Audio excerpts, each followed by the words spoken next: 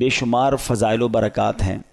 میرے آقا مدینے والے مصطفیٰ صلی اللہ تعالیٰ علیہ وسلم کا فرمان ہے، جب جمعرات کا دن آتا ہے، تو اللہ تعالیٰ فرشتوں کو بھیجتا ہے جن کے پاس چاندی کے کاغذ ہوتے ہیں، سونے کے قلم ہوتے ہیں۔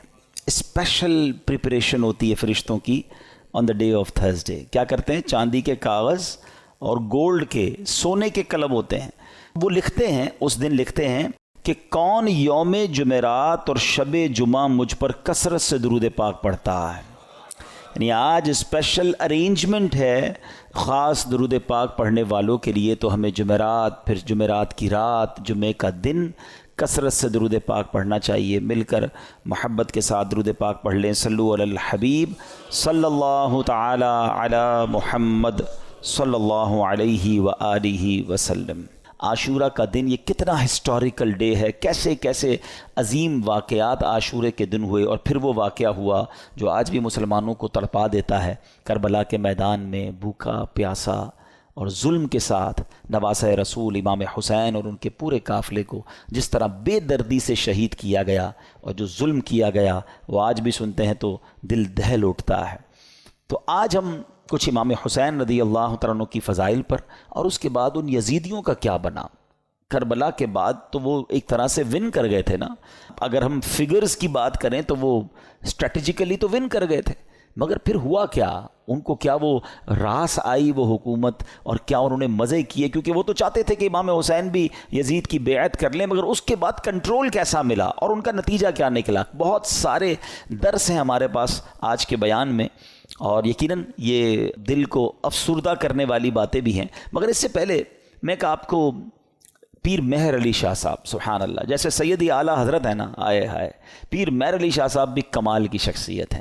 اللہ نے کمال کا عشق رسول عطا فرمایا اور کمال کا علم بھی عطا فرمایا۔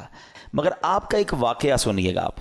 ایک بار ایک پادری آپ کے پاس آیا، عیسائیوں کا پادری تھا، اور وہ کہتا ہے کہ قرآن پاک میں آپ کا دعویٰ یہ ہے کہ تمام چیزوں کا ذکر ہے، ہر بات کی اس کے اندر جو ہے وہ ڈیٹیل موجود ہے، تو امام حسین تو آپ کے نبی کے نواسے ہیں، اور اسلام کی خاطر اتنی بڑی قربانی دی، کربلا کے میدان میں سب کچھ لٹا دیا، لیکن ان کا ذکر تو قرآن مجید میں موجود نہیں ہے۔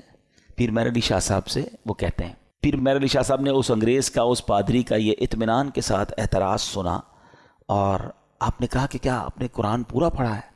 وہ پادری کہتا ہے ہاں میں نے پورا قرآن پڑھا ہے، اور قرآن میں اپنی جیب میں رکھ کے گھومتا ہوں، جو بکلیٹ تھی قرآن کی وہ ساتھ ہی رکھتا تھا۔ تو آپ نے فرمایا اچھا ایسا کرو کہ قرآن پڑھو میرے سامنے، تم کہتے ہو ذکر نہیں ہے، میں تمہیں بتاتا ہوں کہاں ذکر ہے، قرآن پڑھو۔ کہ کہاں سے پڑھوں گا؟ کہیں سے بھی پڑھو، قرآن جدھر سے بھی پڑھنا ہے پڑھو۔ وہ پادری حیران ہو گیا۔ اب قرآن اسٹارٹ کرنے سے پہلے اس نے پڑھی بسم اللہ الرحمن الرحیم۔ پیر مہر علی شاہ صاحب نے کہا بس رک جاؤ، بسم اللہ الرحمن الرحیم پڑھی ہے نا، تو اب غور سے سنو۔ اور آپ نے فرمایا کہ بسم اللہ شریف کے علم العادات کے لحاظ سے 786 اعداد ہیں، آپ بھی جانتے ہوں گے 786 یہ جو ہے نا اعداد بنتے ہیں، یہ ایک پورا علم ہے علم العادات کا۔ تو آپ نے فرمایا کہ نوٹ کرو بسم اللہ الرحمن الرحیم میں 786 عدد ہیں، اور امام حسین جو لفظ امام حسین ہے اس کے عدد ہیں 210، لکھو اپنے پاس۔ امام حسین کا سن پیدائش ہے 4 ہجری، لکھو آگے 4۔ آپ کا سن شہادت 61 ہجری ہے، لکھو آگے 61۔ لفظ کرب و بلا کے جو عدد بنتے ہیں وہ بنتے ہیں 261، لکھو 261۔ امام حسن کے عدد بنتے ہیں 200۔ امام حسن کا شہادت جو سن ہے وہ ہے 50 ہجری۔ اب ان سب کو ٹوٹل کرو، جب اس نے ٹوٹل کیا تو اس کا رزلٹ بھی 786 آتا ہے۔ ہمارے علماء کا علم دیکھو۔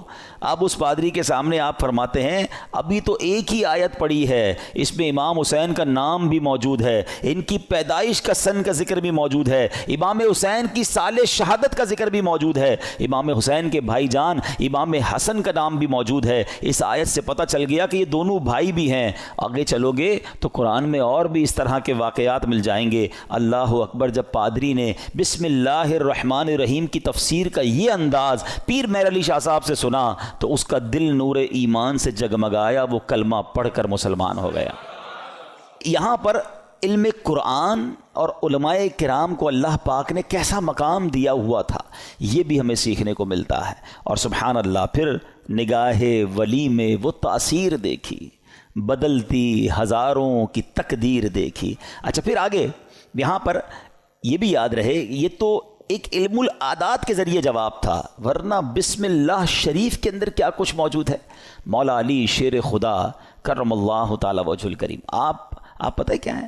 آپ باب صلی علی کہلاتے ہیں۔ ہم نے منقبت میں سنا نا، وہی جن کو باب صلی علی کہیں۔ باب صلی علی کا مطلب کیا ہے؟ آقا فرماتے ہیں، حدیث پاک کا مضمون ہے، میں علم کا شہر ہوں اور علی اس کا دروازہ ہے، یعنی باب ہے اس شہر کے۔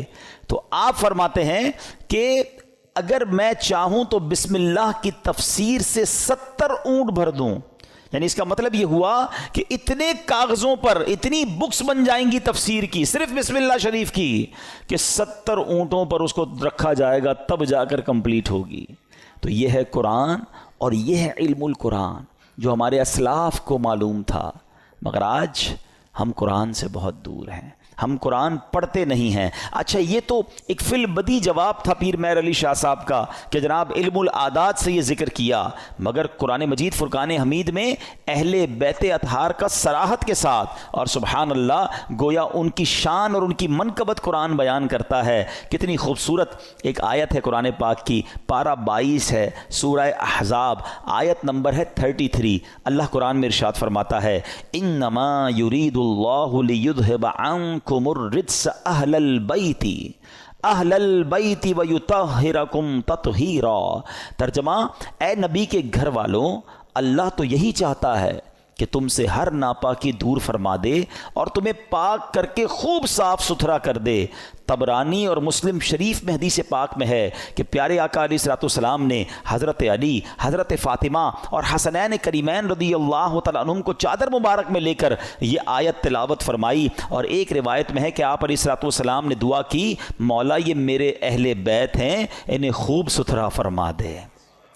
سبحان اللہ۔ اسی آیت کے بارے میں مولانا حسن رضا خان صاحب لکھتے ہیں نا، ان کی پاکی کا خدائے پاک کرتا ہے بیان، ان کی پاکی کا خدائے پاک کرتا ہے بیان، آیا تطہیر سے ظاہر ہے شان اہل بیت، یعنی ان کی شان قرآن بیان کر رہا ہے۔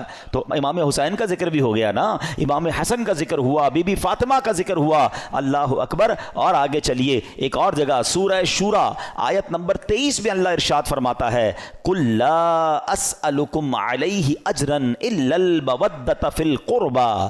اللہ قرآن میں فرماتا ہے، تم فرماؤ میں اس پر تم سے کوئی معاوضہ طلب نہیں کرتا مگر قرابت کی محبت۔ نبی پاک نے کیا فرمایا؟ اور کوئی معاوضہ طلب نہیں کر رہا مگر میرے عزیزوں سے محبت کرنا۔ سلطان المفسرین حضرت عبداللہ ابن عباس رضی اللہ تعالیٰ عنہ فرماتے ہیں، جب یہ آیت نازل ہوئی صحابہ کرام نے عرض کی، یا رسول اللہ صلی اللہ تعالیٰ علیہ وسلم، آپ کے اہل قرابت جن سے محبت کا اللہ پاک نے حکم دیا ہے یہ کون ہیں؟ فرمایا علی، فاطمہ، سبحان اللہ، اور ان کے دونوں بیٹے یعنی حسنین کریمین رضی اللہ تعالیٰ عنہم۔ ہم کیوں نہ پنجتن پاک سے پیار کریں؟ ان سے پیار کا، ان سے محبت کا حکم گویا ہمیں قرآن دے رہا ہے۔ اور سبحان اللہ ایک اور آیت میں کس انداز سے ان کا جو ہے وہ شان بیان ہوتی ہے، پارہ نمبر ہے 5 سورہ نساء آیت نمبر 54، اللہ پاک ارشاد فرماتا ہے، ام یحسدون الناس علی ما آتاہم اللہ من فضلہ۔ ترجمہ، بلکہ یہ لوگوں سے اس چیز پر حسد کرتے ہیں جو اللہ نے انہیں اپنے فضل سے عطا فرمائی ہے۔ حضرت امام باقر رضی اللہ تعالیٰ عنہ فرماتے ہیں، اس آیت کریمہ میں بیان کیے گئے وہ لوگ جنہیں اللہ پاک نے اپنا فضل عطا کیا اور جن سے کافر و منافق حسد کرتے ہیں، خدا کی قسم یہ ہم اہل بیت ہیں۔ خود امام باقر نے گویا اس کی تفسیر کی کہ جن کے بارے میں یہ ذکر ہو رہا ہے یہ ہم اہل بیت ہیں۔ سبحان اللہ، یہ مقام ہے اہل بیت کا۔ ایک جگہ نبی پاک علیہ الصلوۃ والسلام کیا خوب فرماتے ہیں، حدیث کا مضمون ہے کہ میری اہل بیت میری امت کے لیے کشتی نوح کی مانند ہے، جو اس میں سوار ہو جائے گا وہ پار لگ جائے گا۔ اچھا یہ کس کے لیے کہا؟ اہل بیت کے لیے. اب ذرا توجہ کیجیے گا اعلیٰ حضرت کا کس طرح حدیثوں پر یوں سمجھیے کہ عبور تھا اور کیا انداز تھا, اور آپ کو سمجھ آ جائے گی بات کہ اہل بیت کو کیا کہا, کشتی کہا.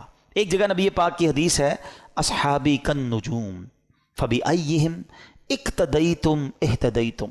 آقا فرماتے میرے صحابہ ستاروں کی مانند ہیں, ان میں سے جس کی بھی پیروی کرو گے تم کامیاب ہو جاؤ گے, ہدایت پا جاؤ گے.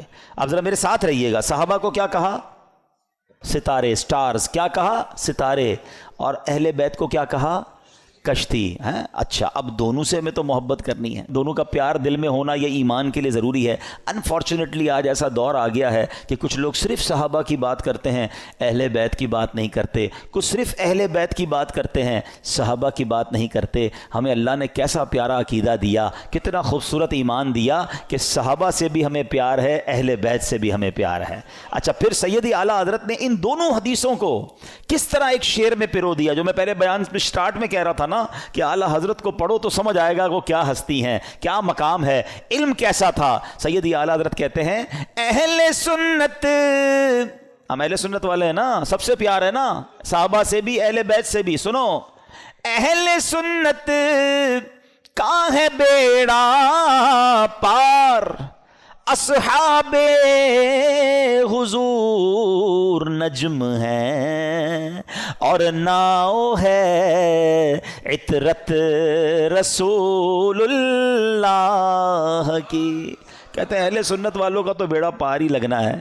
اب جو تھوڑا سا اسٹڈی کرتے ہیں کہ یہ جو سمندر پار کرنے کے لیے دو چیزیں بڑی ضروری ہیں, اچھی کشتی اور ستارے ہیں. اب تو کمپاس وغیرہ آ گئے, ورنہ پہلے ستاروں سے ہی راستہ تلاش کیا جاتا تھا. تو فرمایا ہمارا تو بیڑا پار ہونا ہے, کشتی جو ہے ہماری جو اہل بیت ہے, اور ستارے جو ہیں وہ ہمارے صحابہ ہیں. دونوں کا پیار دل میں ہے, دونوں کو فالو ہم کر رہے ہیں, انشاءاللہ بیڑا پار لگ جانا ہے. تو یہ ہے اہل بیت. اچھا, اب اہل بیت کو ذرا وسیع طریقے سے ایک براڈ مینٹالٹی کے ساتھ سمجھیے کہ اس میں کون کون شامل ہیں. خاص اہل بیت کا ذکر تو آپ نے سن لیا کہ نبی پاک نے اپنی چادر میں بی بی فاطمہ اور حسنین کریمین کو لیا, ایک جگہ مولا علی کے بارے میں فرمایا گیا. لیکن یعنی اہل بیت میں شامل کس کس کو کیا گیا, علماء فرماتے ہیں, اور بھی قرآن پاک کی چونکہ آیات ہیں, تو اہل کا معنی ہے والا اور بیت کا معنی ہے گھر. یعنی اہل بیت کا مطلب ہوا گھر والا. تو اہل بیت کے جو نبی پاک کے گھر والے وہ کون ہیں, تو سب سے پہلے پیارے آقا کی ازواج مطہرات, ٹھیک ہے, جنہیں قرآن کریم نے کیا کہا, امہات المومنین, مومنین کی ماں کہا. تو یہ پیارے آقا کے اہل بیت میں ہیں. پھر پیارے آقا علیہ الصلوۃ والسلام کی تمام اولاد پاک, آپ کے تمام شہزادے, چاروں شہزادیاں اور ان شہزادیوں کی اولاد, ان سب کو اہل بیت کہا جاتا ہے. سبحان اللہ. اور پھر بی بی عائشہ صدیقہ رضی اللہ تعالیٰ عنہ کا مرتبہ یہ ہے. اہل بیت میں تو ساری ازواج مطہرات ہیں, کیونکہ مولانا حسن رضا خان صاحب کی منقبت چل رہی تھی. تو آپ جب نبی پاک علیہ الصلوۃ والسلام کے ساتھ کمرے میں ہوتی اور جبریل امین جب وحی لے کر آتے نا, تو حجرہ عائشہ میں داخل ہونے سے پہلے اجازت لیا کرتے ہیں کہ حضور کیا میں اندر آ سکتا ہوں. Look at the status of that particular house. حجرہ عائشہ. اچھا, حجرہ عائشہ کون سا ہے پتہ ہے آپ کو؟ آج جو ہم سنہری جالیوں پہ حاضری دیتے ہیں نا, جو نبی پاک آج جہاں جلوہ فرما ہے, یہ وہی گھر تھا, یہ وہی کمرہ تھا, یہ وہی حجرہ عائشہ تھا جو آج روضہ رسول بنا ہوا ہے. مولانا حسن کیا لکھتے ہیں, ان کے گھر میں بے اجازت جبرائیل آتے نہیں, ان کے گھر میں بے اجازت جبرائیل آتے نہیں, قدر والے جانتے ہیں قدر و شان اہل بیت. تو بہرحال اہل بیت کی کیا بات ہے, سبحان اللہ. یہ گھرانہ میرے حضور کا ہے. اور پھر اسی گھرانے کے چشم و چراغ امام حسین رضی اللہ تعالیٰ عنہ نے جو قربانی کی داستان رقم کی, سبحان اللہ, نانا کے دین کے پرچم کو اپنا سر کٹا کر بلند کر دیا. امام حسین ایسی باکرامت شخصیت ہیں کہ آپ کی جو ولادت ہے نا, آپ کی جو برتھ ہے, وہ برتھ بھی کرامت ہے. آپ 6 مہینے میں, آپ کا جو حمل تھا ماں کے پیٹ میں آپ رہے, وہ 6 مہینے رہے.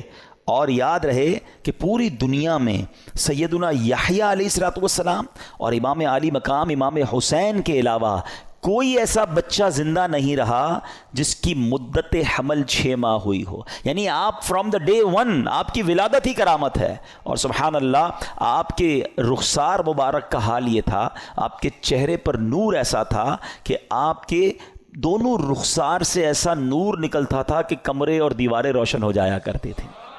اور کیوں نہ ہو, کس کے نواسے ہیں, کن کے پھول ہیں, آقا کی نگاہوں کے تارے ہیں. اور پھر تو جبھی تو کہتے ہیں, مل کر پڑھ لیں, تیری نسل پاک میں ہے بچہ بچہ نور کا, تیری ہے بچہ بچہ نور کا, تو ہے عین نور تیرا سب گھرانہ نور. سبحان اللہ. اب یہ جو امام حسین رضی اللہ تعالیٰ عنہ جب کربلا کے لیے روانہ ہوئے نا, تو آپ سے مزید کرامتوں کا ظہور ہوا. اور علماء کہتے ہیں یہ جو کرامتیں تھیں نا, بیسیکلی یہ اتمام حجت کے لیے تھیں, مزید ان کو سمجھانے کے لیے تھی کہ دیکھو میں کون ہوں, میرے ساتھ کیسے معاملات ہو رہے ہیں, مجھ پر ظلم نہ کرو. مگر ان ظالموں کی آنکھوں پر لالچ کا ایسا پردہ تھا. امام حسین فرسٹ آف آل آپ نے مدینے سے کوچ کیا اور آپ مکے آیا. اب اسی راستے میں سیدنا ابن مطیع رحمۃ اللہ تعالی سے ملاقات ہوئی. انہوں نے عرض کی کہ حضور میرے کنویں کا پانی بہت کم ہے, برائے کرم آپ دعائے برکت سے نواز دیجئے. آپ رضی اللہ تعالیٰ عنہ نے اس کنویں کا پانی طلب کیا, اور جب پانی کا ڈول حاضر کیا گیا تو آپ نے اس میں سے پانی کچھ پیا بھی, نوش بھی فرمایا اور کلی بھی کر دی, اور ڈول کو واپس کنویں میں ڈال دیا گیا. جب وہ پانی جو ہے وہ کنویں میں گیا, کنویں کا پانی بھی بڑھ گیا اور میٹھا اور لذیذ بھی ہو گیا.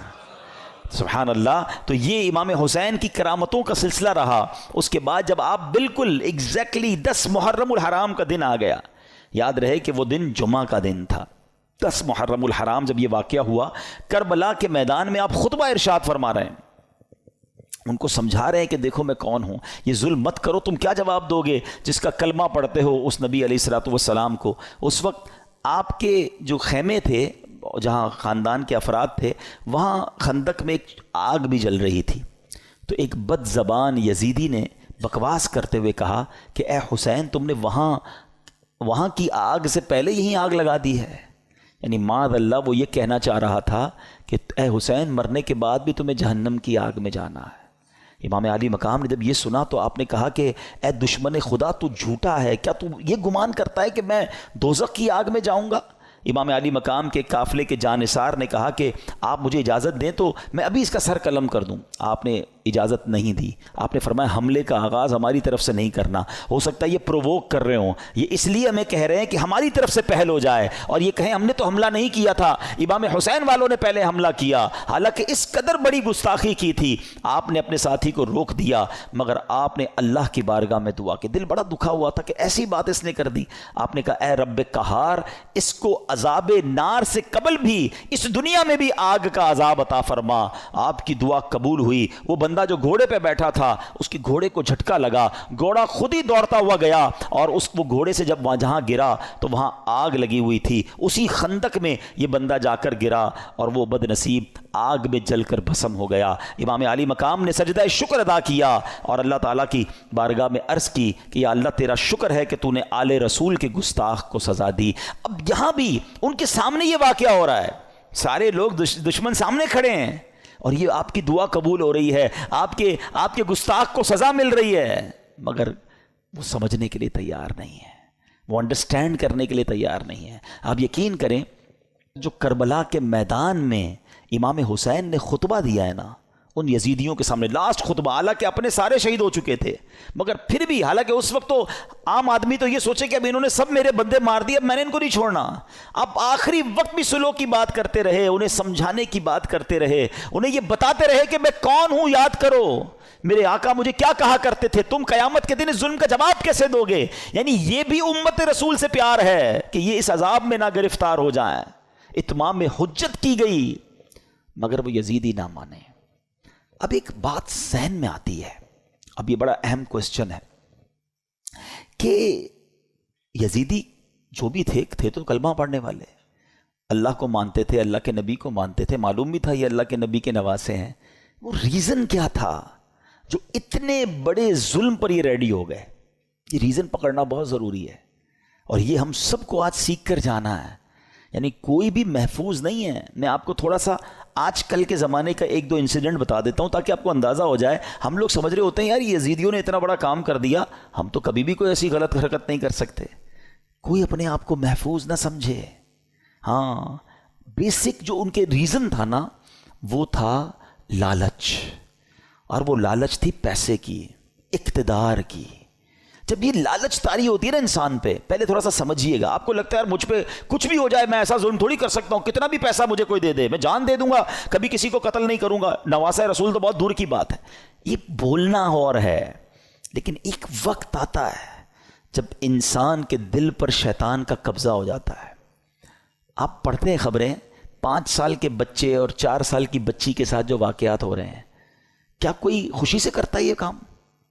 ذرا سوچئے، جب وہ یہ کام کر جاتا ہوگا اس کے بعد خود اس کو کتنی ندامت ہوتی ہوگی، یہ میں نے کیا کر دیا. پھر اسی وجہ سے بچنے کے لیے اس بچی کو قتل بھی کر دیا جاتا ہے. یعنی یہ واقعات ہم سنتے ہیں تو ہماری عقل حیران ہو جاتی ہے کہ یہ انسان تھا یا درندہ تھا. میں آپ سے یزیدیوں کی تو بات نہیں کر رہا، آپ کے وطن میں رہنے والوں کی بات کر رہا ہوں. اس کا مطلب کیا ہوا؟ ایٹ دیٹ ٹائم جب وہ یہ عمل کر رہا تھا اس کا دل شیطان کی مٹھی میں تھا، اس کو ہوس نے اندھا کر دیا تھا. تو یہ واقعات مجھے اور آپ کو یہ سوچنے پر مجبور کرتے ہیں کہ کوئی اپنے آپ کو محفوظ نہ سمجھے. یہ ایک لمٹ ہوتی ہے انسان کی. ایک حدیث پاک ہے نا، بڑی مشہور حدیث پاک ہے جس کا مضمون ہے کہ جب بندہ ایک گناہ کرتا ہے نا، میرے ینگسٹر ذرا غور سے سنیں، ایک گناہ کرتا ہے اس کے دل پر ایک بلیک ڈاٹ لگ جاتا ہے. گناہ کرتا رہتا ہے پھر دل پورا سیاہ ہو جاتا ہے. اب اس پر ہدایت کی کوئی بات اثر نہیں کرتی. یہ جو روز شراب پیتے ہیں جناب، پارٹی کرتے ہیں، حرام کام کرتے ہیں اور گندی چیزیں دیکھ رہے ہوتے ہیں، دوستوں میں بیٹھے گناہ کر رہے ہوتے ہیں، نمازیں قضا کر رہے ہوتے ہیں، اپنے آپ کے بارے میں یہ ضرور سوچ رہے ہوتے ہیں کہ میں اتنا بھیانک کام نہیں کروں گا، مگر ایک وقت آتا ہے کہ دل سیاہ ہو جاتا ہے.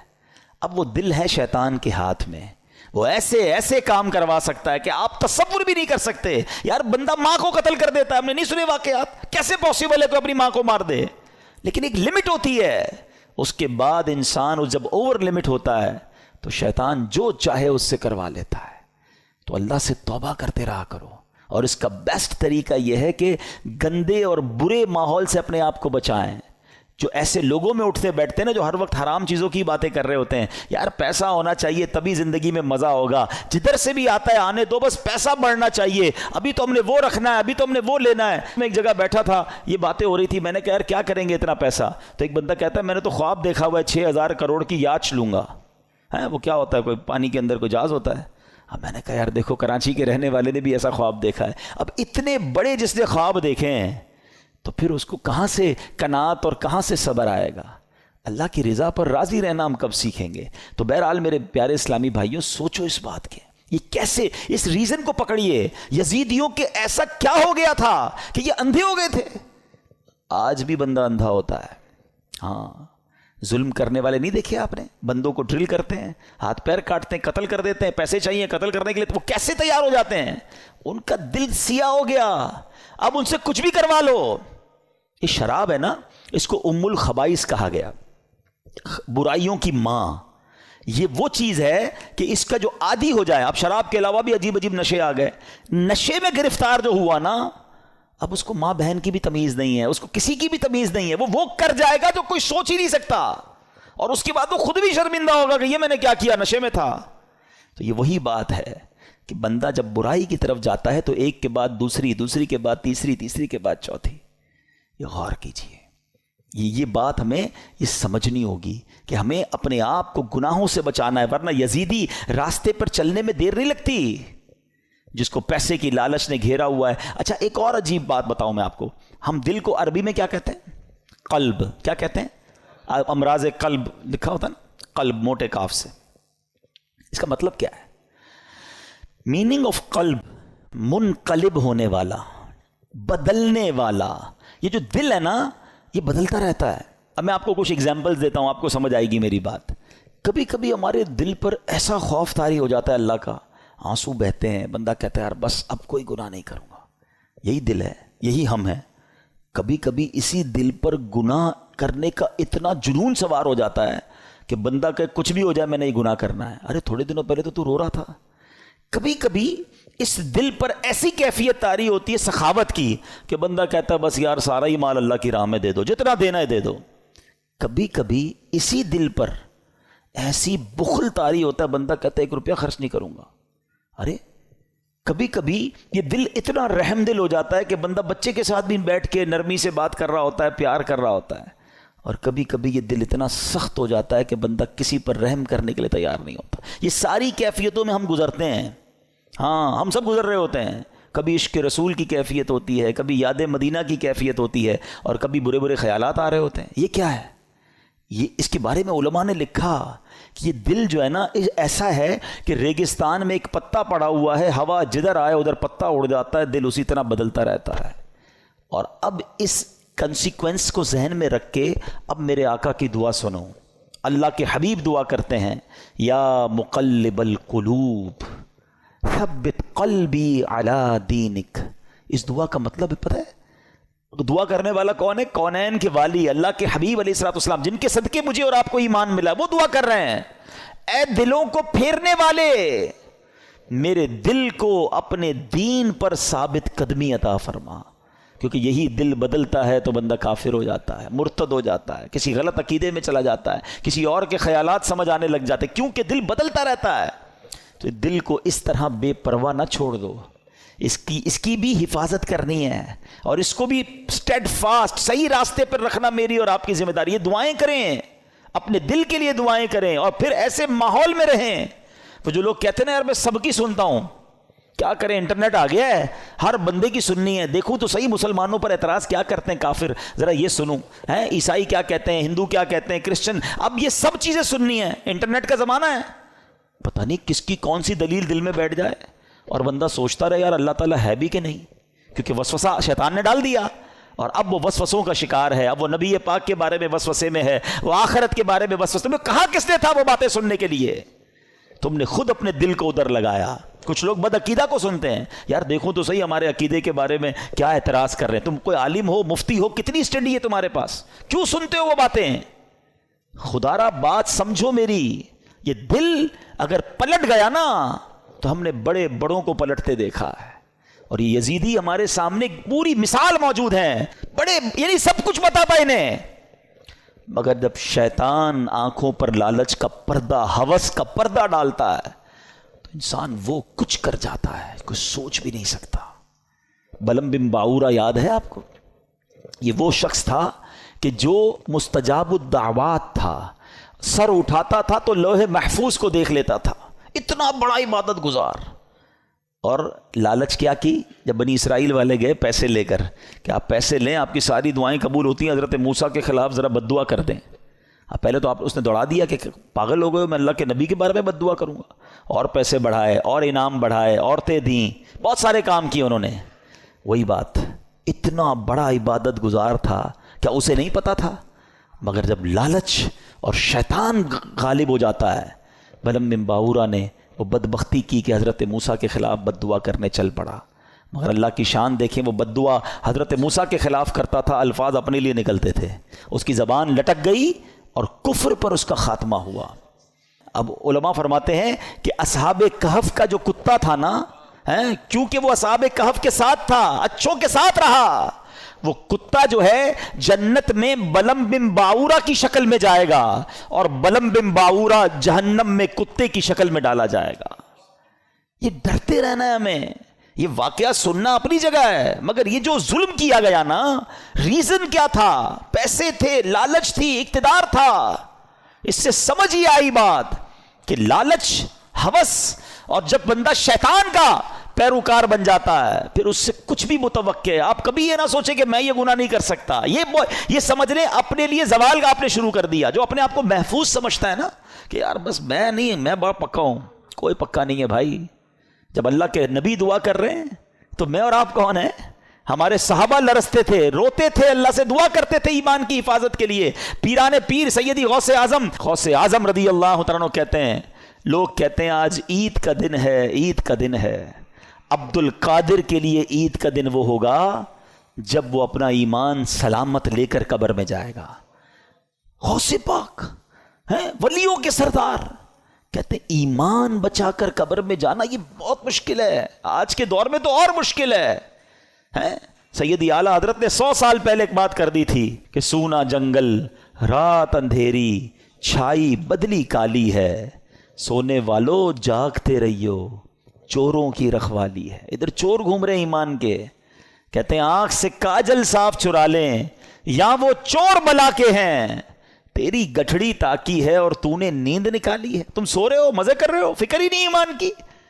ایمان کی فکر کرو، اعمال کی فکر کرو، اچھی صحبت بہت ضروری ہے۔ آج بھی یزیدی ٹولہ موجود ہے جو لوگوں کے ایمان چھیننے کے لیے اور برائیوں کی طرف مسلمانوں کو لگانے کے لیے تیار ہے۔ ہمیں ڈھونڈنا ہے آج کے دور میں بھی حسینی لوگوں کو کہ وہ کون ہے جو سچے پنجتن کے غلام ہیں اور ہمیں حسینی طریقے پر چلاتے ہیں اور پکڑ پکڑ کر ہمیں گناہوں سے بچاتے ہیں۔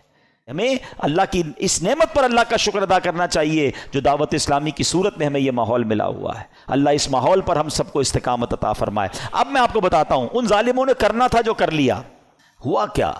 کتنے پیسے مل گئے، کتنے مزے کر سکے، انجام کیا ہوا؟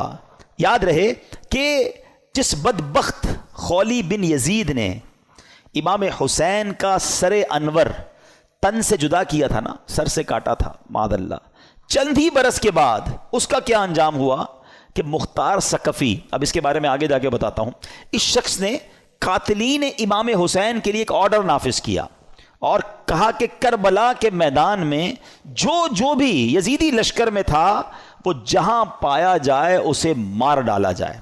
یہ حکم سن کر کوفہ کے جفا شعار سورما بصرہ بھاگنا شروع ہوئے۔ مختار کے لشکر نے ان کا تعقب کیا، جدھر جو ملا اس کو کاٹ ڈالا، اس کو مار ڈالا۔ خولی بن یزید وہ خبیث تھا جس نے امام علی مقام کے سر انور کو تن سے جدا کیا تھا، یہ بھی گرفتار ہوا، مختار کے پاس لایا گیا۔ مختار نے آرڈر کیا دیا، دونوں ہاتھ دونوں پیر پہلے کاٹے جائیں، پھر سولی پر چڑھایا جائے اور پھر آگ میں جھونک دیا جائے۔ اس طرح لشکر ابن سعد کے تمام شریروں کو بڑے جس کو کہیں کہ صحیح طریقے سے ہلاک کیا گیا۔ 6000 کوفی جو امام علی مقام کے قتل میں شریک تھے ان کو طرح طرح کے عذابوں کے ذریعے ہلاک کیا گیا۔ کیا منقبت کا ایک اشعار ذرا سنیں، دل دہلا دیتے کہ ان کا ہوا کیا حشر۔